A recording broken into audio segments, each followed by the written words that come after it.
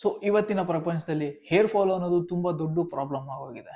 ಒಂದು ಟೈಮಲ್ಲಿ 50 ವರ್ಷ ಆದ್ರೂ ಹೇರ್ ಫಾಲ್ ಅನ್ನೋದೇ ಇರ್ತಿರ್ಲಿಲ್ಲ. ಬಟ್ ಇವಾಗ 18ರಿಂದ 25 ವರ್ಷದಲ್ಲಿ ಹೇರ್ ಫಾಲ್ ಅನ್ನೋದು ದೊಡ್ಡ ಪ್ರಾಬ್ಲಮ್ ಆಗೋಗಿದೆ. ಪ್ರಾಬ್ಲಮ್ ಅನ್ನೋದಕ್ಕಿಂತ ಕಾಯಿಲೆ ಆಗೋಗಿದೆ.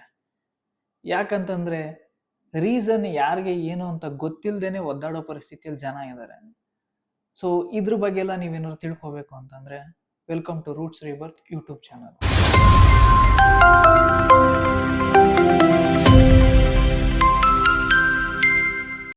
ಫಸ್ಟ್ ಥಿಂಗ್, ಏರ್ ಫಾಲ್ ಆಗ್ತಾ ಇರೋದು 18 to 25 ಇಯರ್ ಏಜ್ ಅಲ್ಲಿ ಮಾತ್ರ ಜಾಸ್ತಿ ಆಗ್ತಾ ಇರೋ ರೀಸನ್ ಏನಕ್ಕೆ ಅಂದ್ರೆ ಮೋಸ್ಟ್ ಆಫ್ ಲಿವಿಂಗ್ ಟೌನ್ ಬಿಟ್ಟು ಇನ್ನೊಂದು ಟೌನ್ಗೆ ಬಂದು ಅಲ್ಲಿ ಕೆಲಸ ಮಾಡ್ಕೊಂಡಿರ್ತಾರೆ. ಇದರಲ್ಲಿ ಅವ್ರಿಗೆ ಏನಾಗುತ್ತೆ ಅಂದ್ರೆ ಫಸ್ಟ್ ನೀರು ಬದಲಾವಣೆ ಆಗುತ್ತೆ. ನೀರು ಸಹ ಒಂದು ಮೇಜರ್ ಕಾಸ್ ಆಗಿರುತ್ತೆ ಹೇರ್ ಫಾಲಿಗೆ. ಅದಲ್ದೇನೆ ಅವರ ಸ್ಟ್ರೆಸ್ ಹ್ಯಾಂಡ್ಲಿಂಗ್ ಹೇಗಿರುತ್ತೋ ಅದ್ರ ಮೇಲೆ ಡಿಪೆಂಡ್ ಆಗುತ್ತೆ. ಊರ್ ಬಿಟ್ಟು ಊರ್ ಬಂದವನಿಗೆ ಮನೆಗೂ ದುಡ್ಡು ಕೊಡಬೇಕು, ಇಲ್ಲ ಅವನು ನೋಡ್ಕೊಬೇಕು. ಸೊ ಈ ರೀತಿ stress, office stress, shift, night time shift ಇದೆಲ್ಲ ಮಾಡಿದಾಗ ಹೇರ್ ಫಾಲ್ ತುಂಬ ಅತಿ ಹೆಚ್ಚಾಗುತ್ತೆ.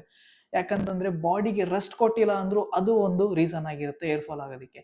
ಇದಲ್ದೇನೆ ಫುಡ್ಡು, ಔಟ್ಸೈಡ್ ಫುಡ್ ತಿಂತಾ ಇರ್ತೀರಾ, ಮನೆ ಫುಡ್ಡೇ ಸೇರಲ್ಲ. ಸೊ ನ್ಯೂಟ್ರಿಷನ್ ಡಿಫಿಷಿಯನ್ಸಿ ಆದಾಗ ಹೇರ್ ಫಾಲ್ ಇನ್ನ ರ್ಯಾಪಿಡ್ ಆಗುತ್ತೆ. ಈ ರೀತಿಯ ಹಲವು ಕಾರಣಗಳಿದೆ ಹೇರ್ ಫಾಲ್ ಆಗೋದಕ್ಕೆ. ಅದಲ್ಲದೆ ನಿಮ್ಮ ಲೈಫ್ ಸ್ಟೈಲ್ ಮಾಡಿಫಿಕೇಶನ್, ಹ್ಯಾಬಿಟ್ಸು ಇದೆಲ್ಲನೂ ಕೂಡ ಒಂದು ರೀಸನ್ ಆಗಿರುತ್ತೆ. ಇದು ಬಿಟ್ಟು ಇನ್ನ ಒಂದು ಹೆರಿಡಿಟಿ ಹಿಸ್ಟ್ರಿ, ನಿಮ್ಮ ತಂದೆಗೆ ಬಾಯ್ಲ್ನೆಸ್ ಪ್ಯಾಟ್ರನ್ ಇದೆ, ಸೊ ನಿಮಗೂ ಬರೋ ಚಾನ್ಸಸ್ಸು ಸಾಧ್ಯತೆ ಇರುತ್ತೆ. ಸೊ ಇದೇ ರೀತಿ ಪ್ರಾಬ್ಲಮ್ಸ್ ನೀವು ಫೇಸ್ ಮಾಡ್ತಿದ್ರೆ, ಯಾವ ಟ್ರೀಟ್ಮೆಂಟ್ ತಗೋಬೇಕು ಅಂತ ಕನ್ಫ್ಯೂಷನ್ ಅಲ್ಲಿ ತಲೆಯಲ್ಲಿ ಕ್ವಶನ್ ಮಾರ್ಕ್ ಹೊಡ್ತಾ ಇದ್ರೆ ಈ ಒಂದು ಚಾನಲ್ನ ಸಬ್ಸ್ಕ್ರೈಬ್ ಮಾಡ್ಕೊಳ್ಳಿ, ಬೆಲ್ ಐಕಾನ್ ಮೇಲೆ ಕ್ಲಿಕ್ ಮಾಡ್ಕೊಳ್ಳಿ.